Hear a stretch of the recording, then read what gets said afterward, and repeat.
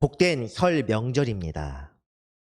고향에 방문하신 분들은 가족들, 친지분들과 화목하고 좋은 시간을 보내고 계시리라 생각합니다. 고향으로 내려가신 분들 중에서 주일 예배를 온라인으로 참여하는 분들도 있을 것이며, 또는 고향에 있는 교회를 찾아 예배당에서 예배를 드리는 분들도 있으리라 생각합니다. 장소나 교회 이름이 아니라 예배를 드리는 예배자로서의 마음이 가장 중요합니다.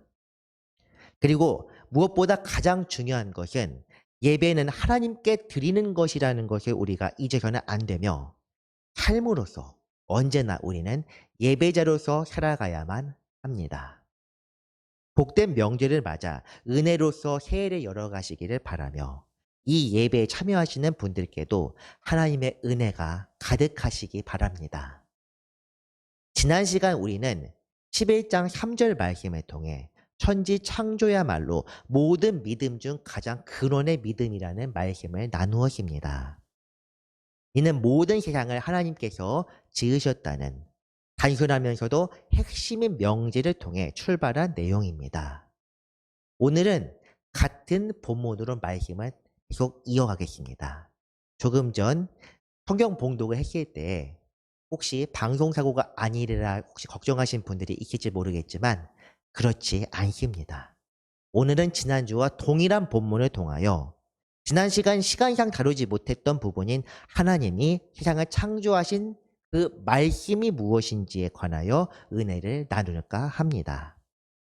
오늘의 말씀을 통해 우리는 창조주인 하나님의 창조 방식과, 그리고 오늘도 역사하시는 하나님의 은혜를 찾는 여정을 갖게 될 것입니다. 말씀은 우리가 이미 잘 아는 것처럼 하나님께서 세상을 창조하기 전부터 하나님과 모든 것이 함께했던 위격, 즉 독생자 예수 그리스도입니다. 하나님은 예수님과 함께 이 세상을 창조하시고 주관하시며 구원의 역사를 오늘도 이루고 계십니다.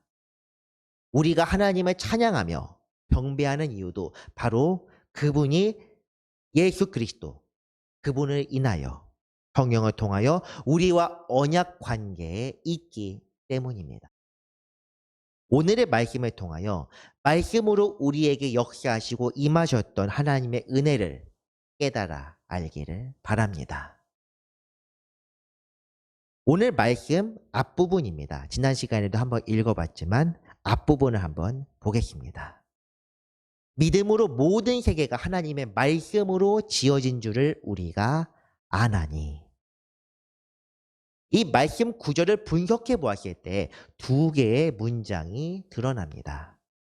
하나는 믿음의 역할을 강조하는 문장입니다. 믿음으로 인하여 무엇인가를 우리가 알게 되었다, 안다, 이런 표현이고, 다른 하나는 첫 문장에서 그 알게 되는 것이 무엇인지에 관한 내용입니다. 는 모든 세계는 하나님의 말씀으로 지어졌다는 것입니다. 그렇게 되었을 때 우리가 이 본문에서 먼저 해석해야 하는 것은 마땅히 두 번째 문장입니다.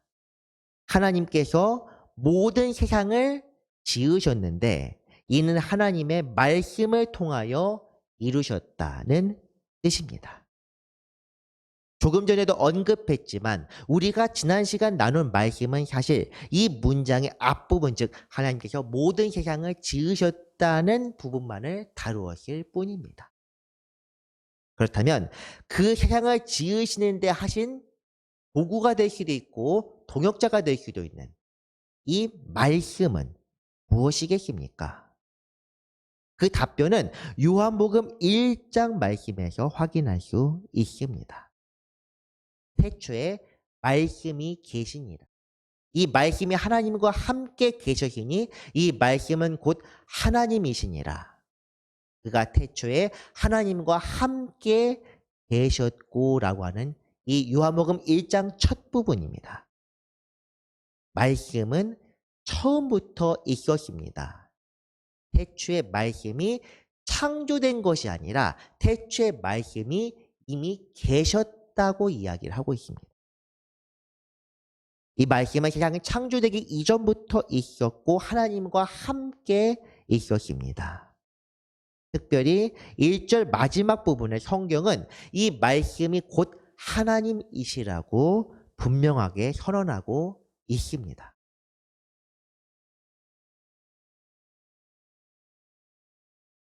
우리가 한국 교회에서 사용되는 하나님이라는 말이 사실은 하나이신 분, 유일신의 특징을 강조하는 표현으로 하나님이란 표현을 사용합니다.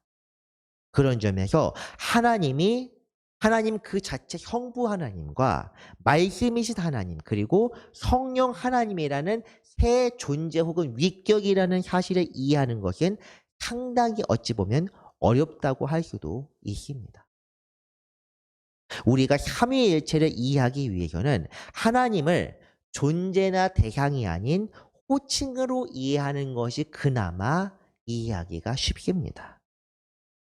하나님이라 불리는 호칭 안에 각각의 역할들이 있고 그 역할이 바로 아버지의 역할, 아들의 역할, 그리고 영의 역할로 나뉘어졌다고 해석하면 물론 이 말이 정확하게 일치하는 표현은 아니지만 이해하기에는 도움이 될 것이라 생각합니다. 이제 본문으로 돌아와서 말씀이 하나님과 함께 계셨다고 하는 그 표현은 세상의 이전, 영적 세계만 존재하던 그때에 말씀이 하나님과 함께 계셨다는 것을 알려주는 내용입니다.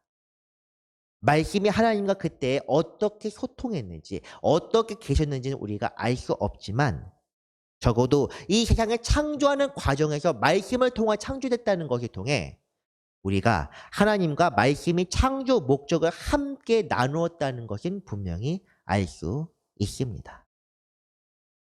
태초에 하나님과 함께 있던 이 말씀이야말로 하나님과 연합을 통해 이 세상을 이루셨다는 것을 우리가 알 수 있습니다.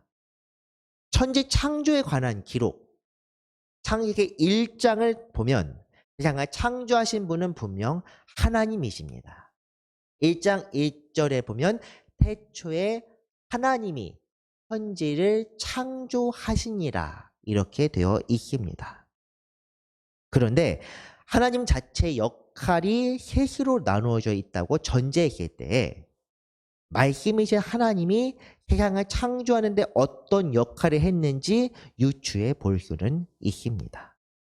3절을 보면 만물이 그로 말미암아 지은 바 되었으니 지은 것이 하나도 그가 없이는 된 것이 없느니라 이렇게 되어 있습니다. 이 말씀이 가리키는 것은 우리의 본문 즉 히브리서 11장 3절의 내용과 정확하게 일치합니다. 지은 것들 중에 그가 없이 이루어진 것은 단 하나도 없다.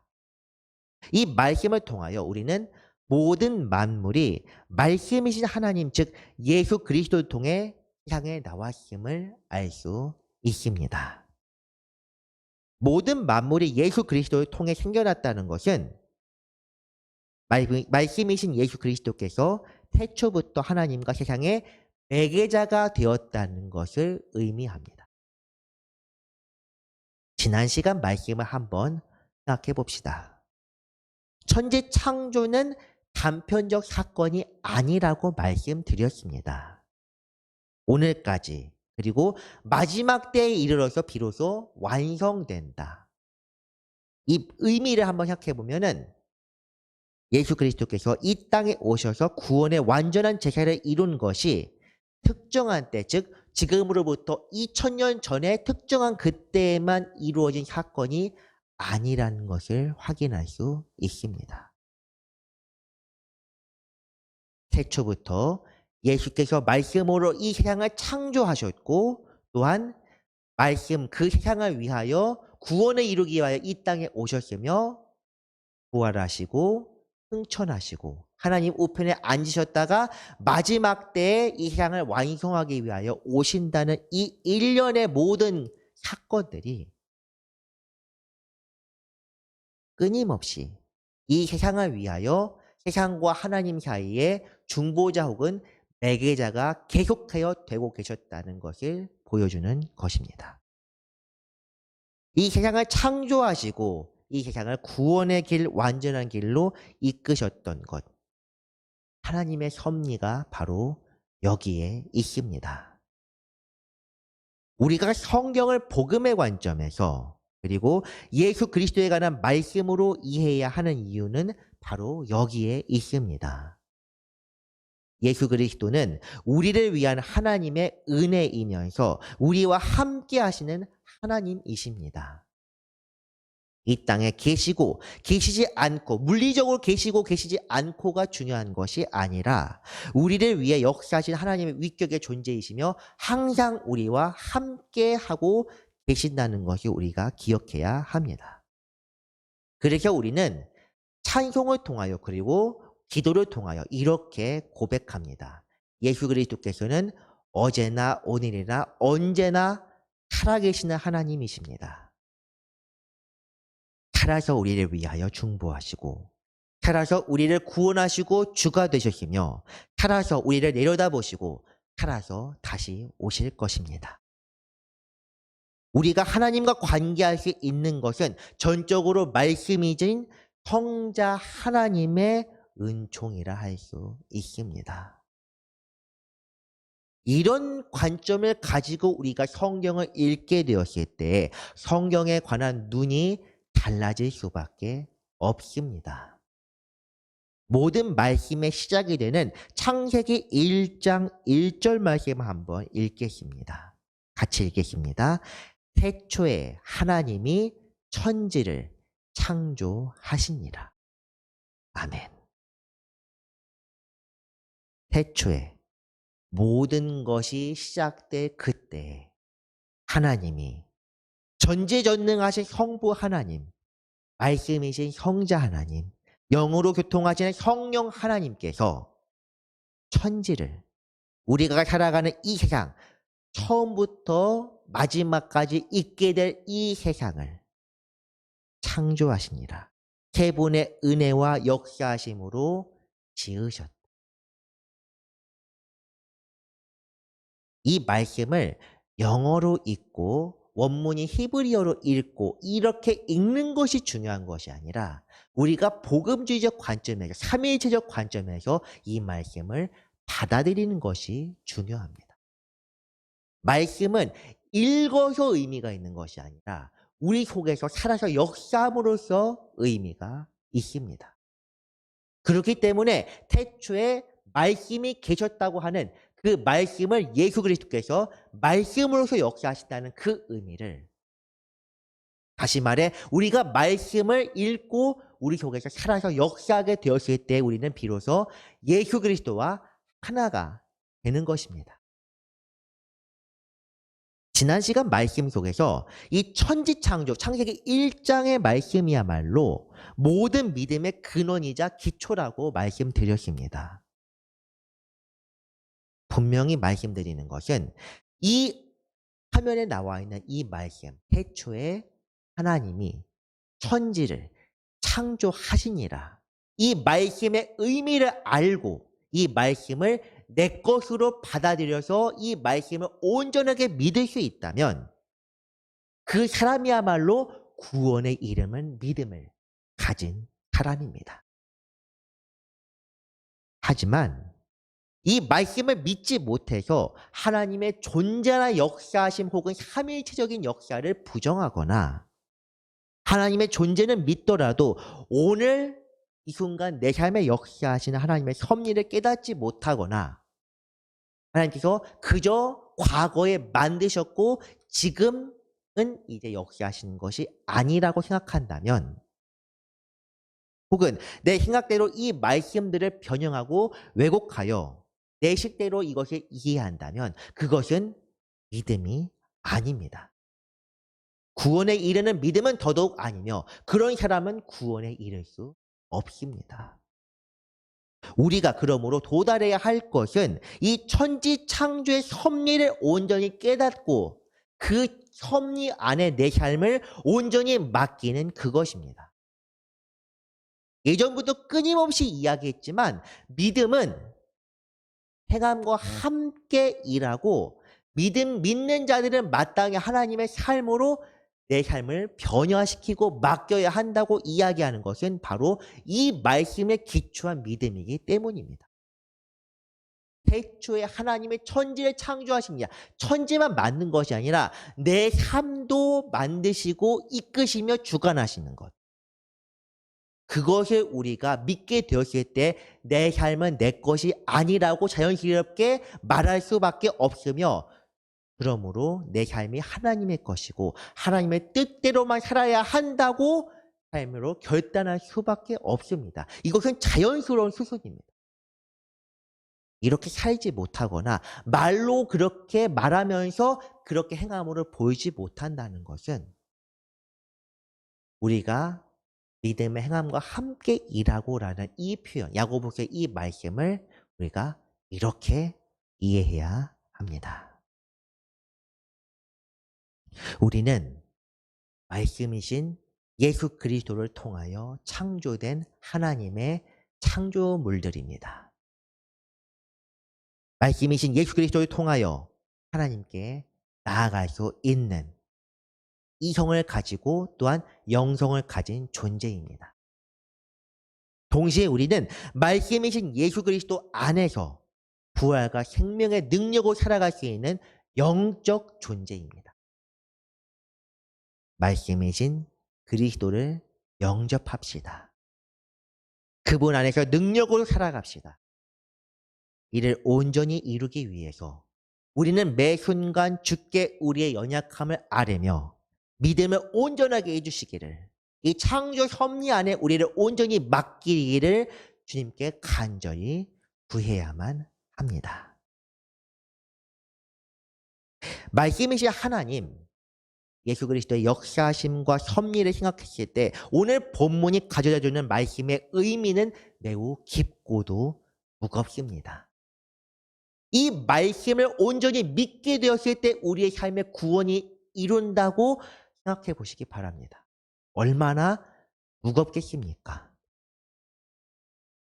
우리가 알고 있다고 생각했던 눈에 보이는 세상, 가시적인 세상은 단지 표면적인 것일 뿐입니다.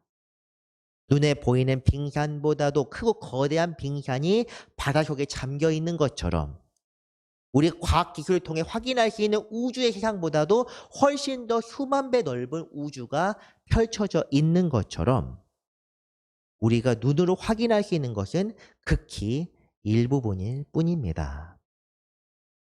그럼에도 우리를 대부분은, 아니 우리 모두는 이 유한한 세상 속에서 쉽게 사라지는 것에 목을 매면서 살아가고 있습니다.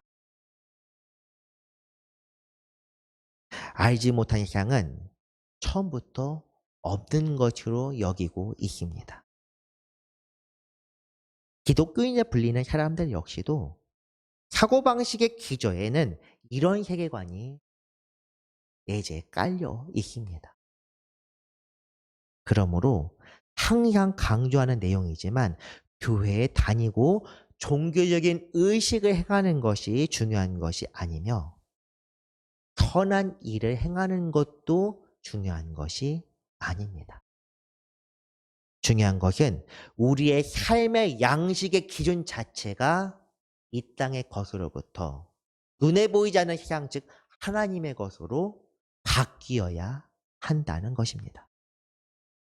눈에 보이는 이 세상을 위해 잠시뿐이 이 땅에서의 삶을 위해 살아가는 것이 아니라 우리는 이제 눈에 보이지 않지만 영원한 그 나라를 바라보며 살아가야만 합니다. 세상의 사람들은 여전히 이렇게 말합니다. 예수라는 분이 과거에 있었을지는 몰라도, 기적을 행했고 설사 부활했을지도 몰라도 그것은 과거의 사건일 뿐이다. 세상은 오늘날 세상의 기준에 따라 살아가야 하며 거기에 종교적인 가치는 존재할 필요가 없다. 이렇게 말합니다. 우리 감리교 전통에서도 토착이라는 표현을 사용합니다. 토착신학이라는 표현을 사용하는데 이것을 잘못 왜곡해서 어떤 사람들은 오늘의 시대에 맞게 성경도 완전히 바뀌어야 한다고 이렇게 말하고 있습니다. 분명히 말씀드리지만 진리는 변하지 않기 때문에 진리입니다. 예수 그리스도도 과거에 태초부터 계셨던 분이시고 그때 오셨고 지금도 계시고 앞으로도 계시기에 영원히 변하지 않습니다. 이 땅에 오셔서 육신을 입었다고 변하는 것이 아니라 물론 어렸을 때 계셨고 그리고 장성하셨고 죽으셨고 부활하셔서 올라가시긴 했지만 이 물령의 세계에 계셨다가 계시지 않지만 여전히 예수 그리스도는 본질적으로 처음이나 지금이나 앞으로도 동일하신 분이십니다. 신실하신 주님입니다. 분명히 우리가 알아야 할 것은 우리가 기독교를 종교로서 받아들이는 순간 우리의 믿음은 헛것입니다. 우리는 오직 한 분, 태초부터 계셨고 오늘도 계시며 영원히 계신 예수 그리스도 그분을 진리로서 그분 안에 살아가는 것이 복음이자 진리로서 받아들이며 믿고 그 참된 하나님을 믿는 믿음으로 살아가는 사람들입니다. 이는 종교가 아니라 우리의 신념이자 가치관입니다. 종교란 틀에 얽매이는 순간 종교적인 예식과 집단이 중요해집니다. 유대교가 그러합니다. 율법 안에서 율법의 교리를 지키면서 율법대로 살아가고 그 뜻에 따라서 예식을 드리고 제사를 드리고 또 절기를 지키고 우리 교회가 절기를 특정한 절기 소수 외에 지키지 않는 이유도 바로 여기에 있습니다. 우리는 사실 주일을 통하여 매주 죽으시고 부활하신 주님을 기념합니다. 그런데 대부분의 종교로서 주님을 따르는 사람들은 종교적인 예식이나 집단 즉 교회의 공동체 자체를 너무 지나치게 우상화합니다. 하지만 진리와 복음을 믿는 사람에게는 오직 하나님 그리고 예수 그리스도만 눈에 보이게 됩니다. 교회의 존재 이유도 예수 그리스도를 믿는 사람들을 위하여 필요한 것입니다. 교회는 예수 그리스도의 몸된 교회라고 저기 비전에 적혀 있지만 예수 그리스도의 몸된 교회라고 하는 것은 주님을 믿는 사람들의 공동체. 근데 그 믿음이 무엇입니까? 조금 전에 계속 열변을 토했던 천지 창조의 섭리를 온전히 믿고 그 섭리 안에 자신의 몸을 맡기는 사람들의 공동체라고 하면은 과연 교회라고 할 만한 것이 몇 개나 있겠습니까? 교회의 존재는 그리스도를 위하여 필요한 것입니다.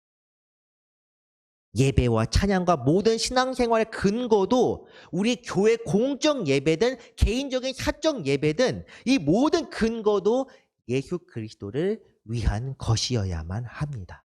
우리가 무언가를 해서 중요한 것이 아니라 설사 하지 못한다고 하더라도 몸이 아파서 예배 참석하지 못하거나 바쁜 생활 때문에 예배 참석하지 못한다고 하더라도 그 사람의 삶이 매 순간 그리스도를 위하여 살아가는 믿음의 온전한 믿음을 이룬 사람이라면 그 사람에게는 결코 구원에서 떨어짐이란 없습니다.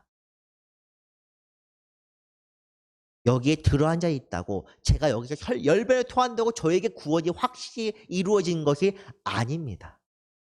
듣는 분들 중에서 아멘하고 그 말씀을 마음으로 받아들이신 분들이 저보다 훨씬 앞선 분들입니다. 만약 경험이 우리가 체험을 통하여 주님께 나아갈 수 있다면 우리는 세상에 창조된 것을 직접 보아야만 합니다. 그런데 그것을 본 사람은 단 한 명도 없습니다. 왜냐하면 아담조차도 세상의 모든 만들어진 다음에 맨 마지막에 창조되었기 때문입니다. 마찬가지로 하나님의 역사를 가시적으로 보아야만 하는 것도 아니고 성령의 역사를 직접 체험하여 방언이나 치유나 아니면 다른 기타 뭐 하는 것들을 경험해야만 믿음이 좋은 것도 아닙니다. 우리가 믿어야 할 이유와 근거는 예수 그리스도께서 우리의 주님이시기 때문이지, 우리가 무언가를 해서 혹은 무언가를 해야만 해서 혹은 무언가를 경험해서 그것이 믿음의 근거가 되는 것은 아닙니다. 분명히 말씀드립니다. 그 믿음은 우리 자신의 노력으로 가능한 것은 아닙니다. 이 세상에 관한 믿음이야 제가 여러분들을 믿는 믿음이나 아니면 유튜브를 믿는 믿음이나 혹은 그 외에 모든 믿음들은 경험이나 지식에 의존하는 것이지만 영원한 나라, 영적 세계에 대한 믿음은 우리의 노력으로 이루어질 수 있는 것이 아닙니다. 노력으로 가능한 거면 우리는 체험을 강조할 수밖에 없습니다. 하지만 영원한 나라에 관한 것, 영적 존재인 하나님에 관한 믿음은 하나님께서 우리에게 먼저 드러내시기 때문에 가능한 것입니다. 즉, 은혜입니다. 우리가 노력하고 선택할 수 있는 것은 하나님께서 우리에게 은총을 주신 것을 깨달았을 때 그것이 가시적인 체험이든 아니면 마음속 깨달음이든 그것을 깨닫게 되었을 때 하나님의 편에 설 건지 그전처럼 마귀의 편에 설 건지 그것을 선택할 수 있는 이 하나뿐입니다. 하나님의 편에 선 자에게는 이 땅에서 고난과 고통과 슬픔이 따르게 됩니다. 이것은 필연입니다. 하지만 그 끝은 영생이며 영원한 안식입니다.